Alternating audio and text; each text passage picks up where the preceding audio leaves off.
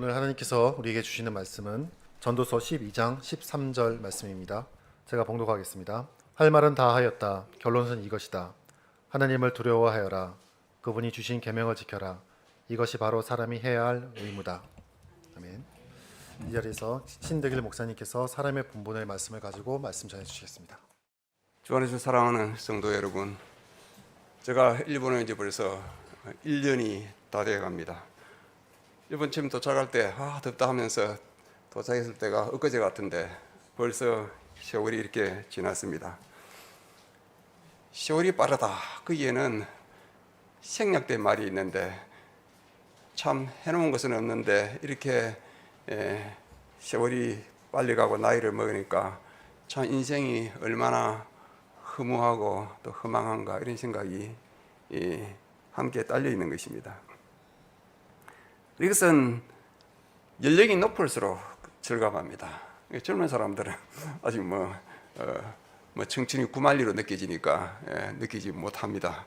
그러나 60, 70 고비에 들었으면 정말 세월이 빠르고 참 인생은 허무하다라고 느끼게 됩니다. 오늘 인생 허무를 논하는 한 사람의 유언을 우리가 읽었습니다. 유언이라고 하는 것은 인생의 마지막으로 남겨놓은 말이 바로 유언이 아닙니까? 오늘 이 성경 구절은 이스라엘의 셋째 왕 솔로몬이 우리에게 마지막으로 남겨준 말입니다. 저도 마지막으로 한마디 남겨놓고 세상을 떠난다고 한다면 바로 이 말이 아니겠는가 생각을 합니다. 한글 성경에는 이것이 인간의 본분이다, 사람의 본분이다 이렇게 번역하고 있지만 실제로는 일본어 번역이 잘 된 거예요. 이것이 인간의 전부다, 스베떼다, 인간의 전부다 그렇게 번역해야 되는 것입니다. 우리가 인생을 살아가면서 정말 전부라고 할 수 있는 게 있습니까? 우리가 학생 때에 부모님들이 공부하라 하면 우리가 공부가 인생의 전부가 아니지 않느냐고 그렇게 말하지 않습니까? 젊은이들에게서 그 사랑이라고 하는 거, 그때는 사랑에 죽고 못 사는 것입니다. 그래서 사랑이 전부인 것 같이 보입니다. 그러나 사랑이 중요하긴 하지만 인생 전체를 놓고 볼 때 그 전부라고 하기가 어려운 것입니다. 얼마나 사랑이 중요하면 참 당신이 나의 전부다 이런 말이 일본에도 있는 것 같아요. 이 사랑 노래, 이 팝송에 있지 않습니까? 이것은 얼마나 이 젊은이들에게 사랑이 중요한가를 보여주는 것입니다. 물론 사랑은 중요한 것입니다. 그러나 그것이 우리 인생의 전부다라고 말할 수는 없을 것입니다. 그래도 우리가 할 수 있는 말은 우리 인생에 있어서 전부라고 할 수 있는 것이 뭐가 있느냐, 그런 것이 없다 이 말입니다. 그런데도 불구하고 오늘 이 본문은 뭐라고 말하고 있습니까? 우리 인생의 전부라고 하는 것이 있다고 말하고 있습니다. 그렇기 때문에 오늘 우리가 이 오전 시간에 이 말씀을 깊이 묵상해 볼 필요가 있는 것입니다. 첫째로 솔로몬은 일의 결국을 다 들었다 그것입니다. 그 내용은 뭐냐? 인생은 허무하다라는 것입니다. 우리가 이 전도서를 잘 알고 있는데 전도서의 서문은 어떻습니까? 헛되고 헛되면 헛되고 헛되니 모든 것이 헛되도다 이런 말로 시작합니다. 이 헛되다라고 하는 이 말은 원래의 뜻은 숨결이란 말입니다. 숨결, 정기 이런 말입니다. 입김입니다. 입김. 우리가 겨울 아침에 바깥에서 숨을 쉬면 이 하얀 김이 나오지 않습니까? 그러나 그 잡으려고 하면 잡히지 않습니다. 사라져 버립니다. 헛되다라고 하는 것은 바로 그와 같은 것입니다. 물론 이것은 물리적인 의미가 아닙니다. 이것은 인간학적인 이해를 요구하는 것입니다. 그래서 이 전도서의 정황에 맞추면 헛되다고 하면 우리 한국말에 다 맞는 번역이 뭐냐면 더덥다고 하는 것입니다. 정말 인생은 더덥는 것이다. 그것이 정확한 표현입니다. 인생이 더덥다고 하는 것은 솔로몬이 5번이나 헛되고 헛되면 헛되고 헛되니 모든 것이 헛되다 똑같은 말을 5번이나 반복하고 있습니다. 그러나 이것은 단순히 이 단어를 5번 배열하고 나열하는 것이 아니고 이 히브리 문법에서는 이것은 최상급이라고 합니다. 최상급. 그래서 모든 것 중에 그것이라면 그것이 제일이다 이 말이죠. 예, 뒤에는 복수가 되어 있고 앞에는 단수가 되어 있습니다. 그러니까 이 허무가 무슨 복수가 있습니까? 그럼에도 불구하고 이것을 최고로 허무하다 하는 것을 말하기 위해서 최상급으로 표현하고 있습니다. 이것은 예수님을 왕 중에 왕이시요, 그리고 주 중에 주시라, 이거 같은 문법적 구조입니다. 왜 이렇게 최상급을 썼습니까? 인생이라고 하는 것은 세상에서 가장 덧없는 것이다. 그것을 솔로몬이 말하고 싶은 것입니다. 그리고는 해 아래서 수고하는 모든 수고가 사람에게 무엇이 유익한가? 유익한 게 없다 이 말이죠. 수사한 문문입니다. 예. 그러니까 전도서 전체가 이것을 증명합니다. 증명하면서 전부 다 솔로몬이 하나하나 우리를 설득시킵니다. 이 전도서를 읽을 때. 그래서 여기도 가보고 저기도 가보고 이것도 돌아보고 저것도 보고 자기 현상을 살피고 그러면서 유익한 게 뭐가 있느냐? 결국은 인생은 허무하지 않느냐? 그걸 증명해 줍니다. 그러니까 이 허무라고 하는 것은 솔로몬이 그냥 하는 말이 아니고 자기가 직접 경험해 봤다 이 말입니다. 그런 자연을 관찰합니다. 그리고 여러 삶의 다양한 형태, 이 사회생활의 모습을 다 관찰합니다. 관찰해 보니까 그 결론은 무엇입니까? 헛되더라는 것입니다. 덧없다는 것입니다. 이것이 솔로몬의 고백일 때는 굉장히 긴장을 해야 됩니다. 왜냐하면 솔로몬만큼 이스라엘 역사에서 부귀영화를 누리고 풍요를 누린 사람이 없기 때문입니다. 그래서 예수님께서 말씀하셨습니다. 하필이면 수많은 역사적 인물 가운데 솔로몬이 입은 옷도 이 꽃 하나도 다 달리 솔로몬을 이야기했습니다. 그 영광을 이야기할 때에 그가 얼마나 호화스러운 생활을 했는지 열왕기 10장에 아주 상세하게 기록되어 있습니다. 그는 은을 하찮게 여길 정도로 금으로 모든 것을 장식했고 그 시대에 원숭이와 공작을 애완동물로 사육할 정도였습니다. 그 정도 특별한 생활을 했습니다. 여러분, 애완동물을 키우는 것은 지금도 일본도 그렇지 않습니까? 그 형편 안 내는 사람 안 됩니다. 영국에는 아이 키우는 것보다 개 키우는 게 더 비쌉니다. 그러니까 원숭이를 애완동물, 공작을 애완동물로 성경은 그렇게 기록하고 있습니다. 특별한 사치를 누렸습니다. 그렇지만 그가 누린 부귀영화, 그리고 그가 누린 권세, 그가 펴던 그 지혜, 그리고 그가 누린 쾌락, 그런 쾌락으로 장식된 그 호화스러운 생활에 대한 자신의 평가가 무엇입니까? 바람을 잡으려는 것 같이 허무하다고 말했습니다. 인생의 덧없음은 통일왕국을 이루었던 가장 강력한 이스라엘 왕국을 이루었던 다윗에게도 마찬가지입니다. 여러분, 이스라엘 국기가 무엇입니까? 다윗의 별입니다. 그것은 그들이 가장 강력한 했던 그 시절을 꿈꾸기 때문입니다. 가장 강력한 왕국을 이루었던, 진짜 작은 제국을 이루었던 그 다윗조차도 인생이 얼마나 허무한가를 말하고 있습니다. 시편 39편에 보면 자신의 삶이 하나님 앞에서 없는 것 같아 그렇게 말합니다. 사람마다 성공할 때도 헛것이고 헛된 일에 분주하고 재산을 모으지만 누가 취할는지도 모른 채 살아간다. 5절 6절에 그렇게 말하고 있습니다. 그러면서 다윗은 인생의 의미와 인생 무상을 이해할 수 있는 능력을 구합니다. 그리고 62편에서는 부자나 탈취하는 의지하지 말라. 그거 다 헛된 일이다. 그러며 경고하면서 사람은 신분, 고아를 막론하고 다 헛된 존재다. 그 무게가 어느 정도냐? 입김보다 가볍다 그랬습니다. 그 입김이라는 말이 실제로는 헛되고 헛되니 그 말과 똑같습니다. 제가 말씀드릴 때 그것이 바로 원래는 입김이라 그랬죠. 바로 이가 똑같은 것입니다. 그보다 더 가볍다고 했습니다. 무슨 말입니까? 세상에 인생보다도 무상한 것이 없다는 것입니다. 여러분, 이스라엘의 가장 위대한 지도자 모세, 그의 시에도 인생의 자랑은 수고와 슬픔뿐이라고 말하고 있습니다. 하나님의 존재에 비해서 인간의 연수가 얼마나 짧은지 날아간다고 했습니다. 바로 여기서 영어의 속담 Time Flies가 나온 것입니다. 그러니까 날아간다. 세월은 날아간다. 우리는 유수 같아, 물 흐르듯이 그렇게 말하는데 세상에서는 날아간다. 이 말은 바로 성경에서 이 모세가 말입니다. 이렇게 허물은 모든 인간이 지니는 시한성, 시간적 한계가 있다는 것입니다. 그리고 모든 것이 변하기 때문에 가변성, 그 때문에 참 무상하다는 거예요. 그건 통제할 수가 없는 것입니다. 통제할 수 없는 성격을 지닙니다. 그렇기 때문에 누구에게나 아무도 피할 수가 없습니다. 누구에게나 찾아옵니다.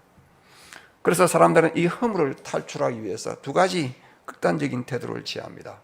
하나는 비관적인 염세주의적인 입장입니다. 다른 하나는 쾌락을 추구하는 것입니다. 그것이 신약 성경에 잘 나타나 있습니다. 그것이 스토아파와 에피쿠르스파입니다. 스토아파는 금욕주의자들입니다. 금욕주의는 쾌락을 추구하지 않습니다. 그것이 인간의 선과 행복을 보장해 주지 않는다고 보기 때문입니다. 그들은 금욕주의를 추구하면서 인간의 욕구를 억압하면서 현실을 도피합니다. 그러면서 염세적인 경향을 지닙니다. 에피쿠르스 아파는 쾌락을 추구하는 특별한 철학입니다. 그러면서 우리에게 찾아오는 그 허물을 극복해 보려고 노력하는 사상 체계입니다. 사실은 이 시대의 불신자의 모든 노력은 쾌락을 추구하는 것이라고 말할 수 있습니다. 그런데 그것이 행복 추구라고 착각하는 것입니다. 그러나 행복 추구, 그것은 철학의 영원한 과제입니다. 목표입니다. 인간은 왜 사느냐? 행복 추구를 하기 위해서 산다. 그것입니다. 그런데 모르는 것이 하나 있는데 성경은 행복 추구를 허용하지 않습니다. 행복은 하나님을 기쁘게 하는 데서 따라오는 부산물이라고 합니다. 그것이 우리에게 주어지는 기쁨입니다. 행복은 하나님을 섬기는 데서 자동적으로 주어지는 것이지 우리가 행복을 목표로 하면 우리는 쾌락주의자가 되는 것입니다. 그럼 그것은 뭐냐? 다시 말하면 우상숭배입니다. 쾌락 자체가 우리의 삶의 목적이 되면 안 되는 것입니다. 그런 행복도 추구할 수가 없습니다. 그러니까 그 쾌락을 추구한다고 해서 허물을 극복할 수는 없습니다. 결코 그럴 수가 없습니다. 삶의 양상은 다양합니다. 사람 살아가는 스타일이 다양하지 않습니까? 그것이 어떠하든 간에 인생 자체, 다시 말해 하나님이 없는 삶이라고 하는 것은 그것을 흠모할 수밖에 없는 것입니다. 전도서의 솔로몬도 예외 없이 인생의 참된 의미를 찾으러 그는 많은 노력을 했습니다. 많은 것을 추구했습니다. 그리고 많은 것을 누렸습니다. 많은 것을 갖추었습니다. 그러나 그의 고백은 무엇입니까? 모든 것이 헛되다고 하는 것입니다. 그러면 허물을 극복하는 방법이 없는가? 여기에 대해서 솔로몬이 답을 주고 있습니다. 둘째로 하나님을 경외하라고 합니다. 솔로몬은 바로 앞에서 삶의 낙을 누릴 것을 조언합니다. 먹고 마시고 수고하는 가운데 마음으로 낙을 누리는 것이 가장 좋다, 그렇게 말합니다. 그는 염세주의자도 아니고 그는 쾌락주의자도 아닙니다. 하나님이 허락하는 낙을 누리라는 것입니다. 왜? 그래서 하나님을 경외하도록, 목표가 무엇입니까? 하나님을 경외하도록 하기 위해서 하나님은 우리에게 낙을 주신다는 것입니다. 그건 쾌락을 추구하는 것과 다른 것입니다. 하나님이 때를 따라 필요를 채우시고 인생의 수고와 낙을 허락하시고 주권적으로 역사하시는 것입니다. 이것은 사람이 하나님을 바르게 섬기도록 경외하도록 하기 위한 것입니다. 이 말은 인생의 허물을 피할 수 없습니다. 그러나 극복할 수 있는 길이 있다고 말하는 것입니다. 그것은 무엇이냐? 하나님을 경외하는 것입니다. 전도자는 이 전도서 마지막 말을 일의 결국을 다 들었으니 하나님을 경외하고 그 명령을 지켜라.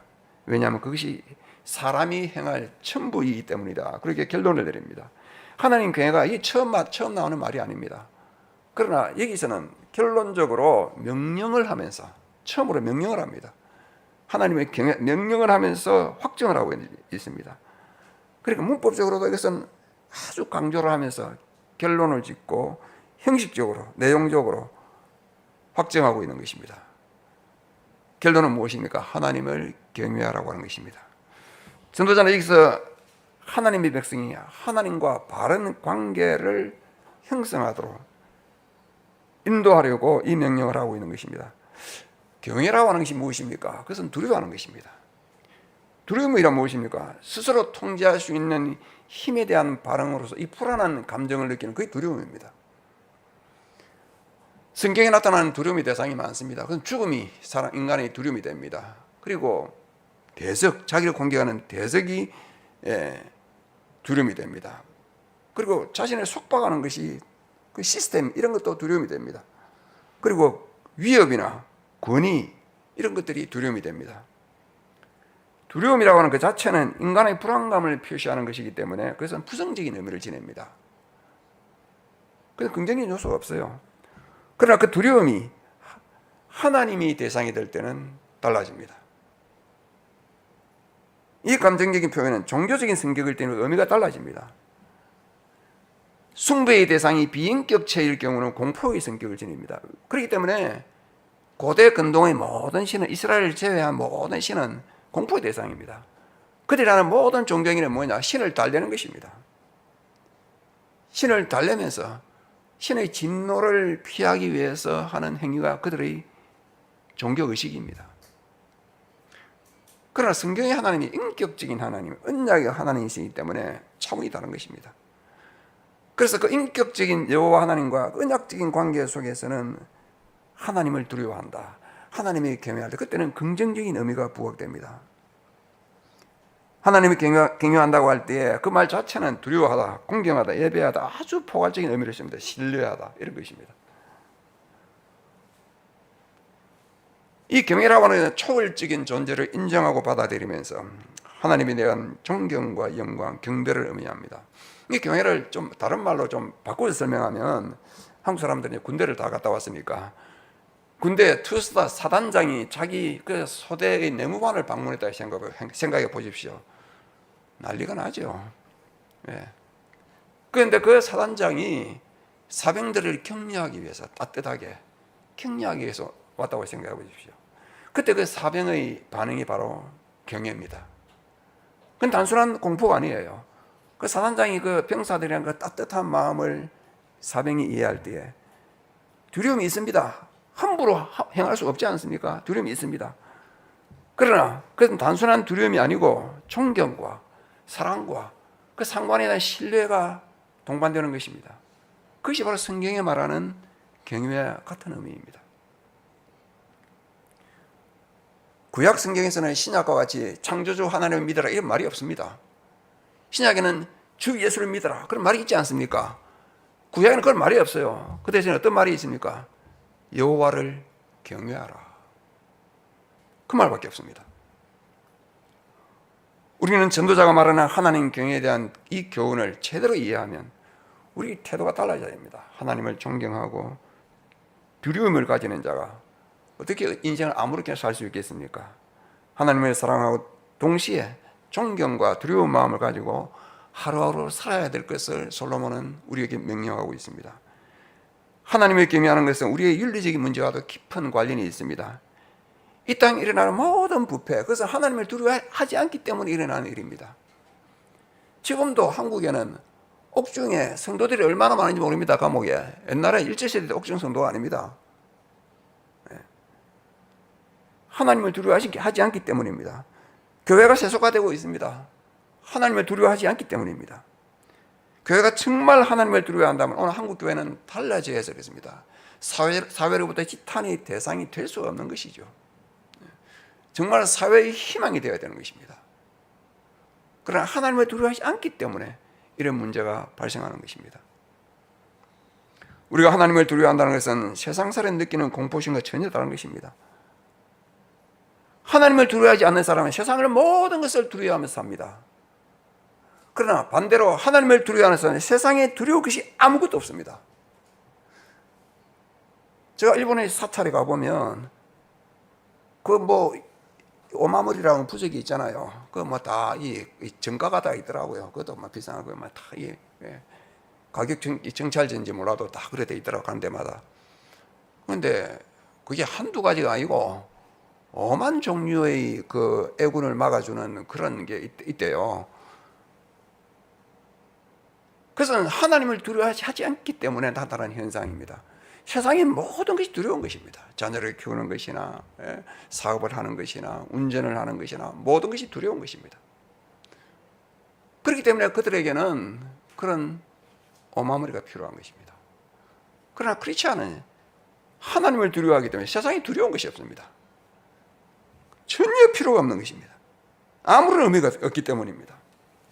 하나님 없는 인간은 모든 것이 죄송합니다. 모든 것이 두려울뿐만 아니라 무슨 일을 해도 결국은 허무할 수밖에 없는 것입니다. 그럼 우리가 하나님을 경외하는지 아니면 경외하지 않는지 어떻게 알 수 있습니까? 실제로 그분의 명령을 지키라는 것입니다. 그분의 계명을 지키라는 것입니다. 이 구절은 하나님을 경외할 것과 그분의 명령을 지킬 것을 동시에 요구합니다. 하나님의 경외를 이야기하고 동시에 그분의 율법적 요구가 따라 나오는 것은 아주 자연스러운 것입니다. 율법적 요구와 관련된 이 명령은 전도서에도 처음 나옵니다.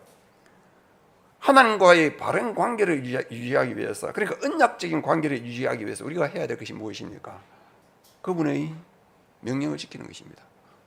우리가 왜 십계명을 중요하게 생각합니까? 그래서 왜 지키는 노래가 합니까? 하나님과의 관계를 유지하기 위한 것입니다. 우리가 먼저 은혜를 받았기 때문에 그 받은 은혜의 관계를 어떻게 유지합니까? 그분을 사랑하는 표시가 무엇입니까? 그분의 말씀을 존중하고 지키는 것입니다. 우리가 하나님을 경외하는 증거가 무엇입니까? 하나님을 두려워 공경한다고 말을 하면서 그분의 계명적 요구를 무시한다면 우리가 진정으로 그분을 경외한다고 말할 수 없는 것입니다. 오히려 그것은 하나님을 기만하는 행위가 될 것입니다. 하나님이 계명을 지키는 것이 하나님을 경외하는 증거가 됩니다. 그래서 예수님께서 나의 계명을 지키는 자라야 나를 사랑하는 자다, 그렇게 말한 것과 똑같은 것입니다. 예수님의 말씀을 무시하면서 내가 예수님을 사랑한다, 그건 기만이죠. 말이 안 돼. 안 맞는 것입니다. 우리가 하나님을 경외한다면 즐거움으로 그분의 계명을 지키고 따르는 것은 당연한 것입니다. 전도자가 하나님의 경외하고 그분의 명령을 지켜야 할 이유를 무엇이라고 말하고 있습니까? 문자적으로 번역하면 인간의 전부이기 때문이다. 우리가 사람으로 태어나서 그거 말고 할 것이 또 있느냐, 그 말입니다. 이 전부다. 이것이 우리 인생의 가장 의미 있고 진정한 행복을 위해서 인간이 해야 할 가장 중요한 일이 그분의 명령을 따르는 것이다, 그 말입니다. 이것 말고는 우리에게 다른 무슨 가치 있는 일이 또 있느냐, 그 말입니다. 이것은 하나님의 감추어진 지혜에 대한 인간의 답변이 되는 것입니다.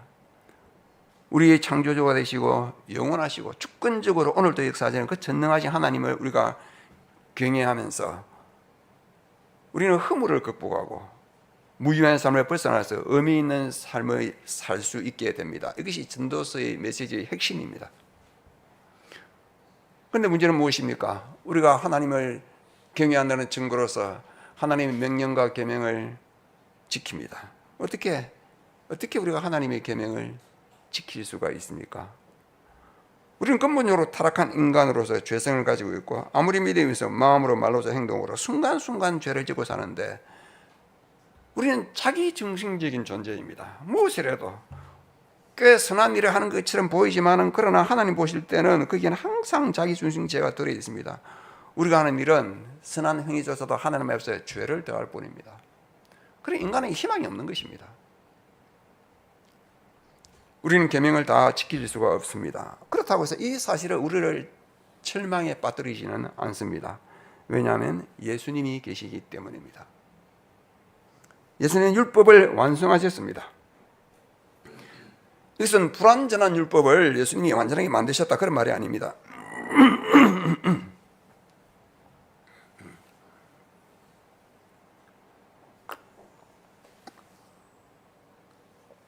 하나님의 모든 율법적 요구에 예수님께서 완전하게 순종하셨다는 뜻입니다. 그래서 우리가 계명을 다 지키지 못한다 할지라도 율법을 성취하신 예수님을 의지하면 우리가 예수님의 공로로 말미암아 율법을 지킨 것으로 인정을 받게 되는 것입니다. 그러면 우리는 하나님을 경외하는 자로 살 수 있게 됩니다. 이것이 우리에게 복음이자 큰 위로입니다. 삶의 허물을 극복하는 궁극적인 비밀은 그리스도 안에 있는 것입니다. 전도자는 해 아래에 있는 모든 수고가 헛되다고 했습니다. 그가 말한 이 해 아래라는 말은 무엇입니까? 이것은 하나님 없는 삶을 말합니다. 그리스도가 없는 삶을 말합니다. 전도자는 모든 것이 헛되다고 했습니다. 해 아래 사는 모든 수고가 사람에게 무엇이 유익한가 하면서 이 부정적인 답을 제시한 것입니다. 그러나 바울은 헛되지 않는 일이 하나가 있다. 그것을 말합니다. 바울은 전도자의 질문에 답을 주고 있습니다. 그러므로 내 사랑하는 형제들아 견실하며 흔들리지 말며 항상 주의 일에 더욱 힘쓰는 자들이 되라. 이는 너희 수고가 주 안에서 헛되지 않은 줄을 알미라. 주 안에서 하는 모든 수고는 헛되지 않다. 이것입니다. 그것은 가치가 있다. 하나님의 인정을 받는다. 보람이 있고 의미가 있고 우리에게 즐거움이 있다. 그것입니다. 솔로몬이 제시한 질문에 대해서 바울이 이렇게 답을 주고 있는 것입니다.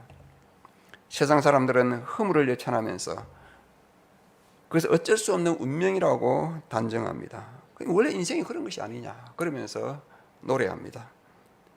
나이가 들고 기력이 취할수록 젊은 시절을 그리워하면서 인생 허물을 절실히 느낍니다.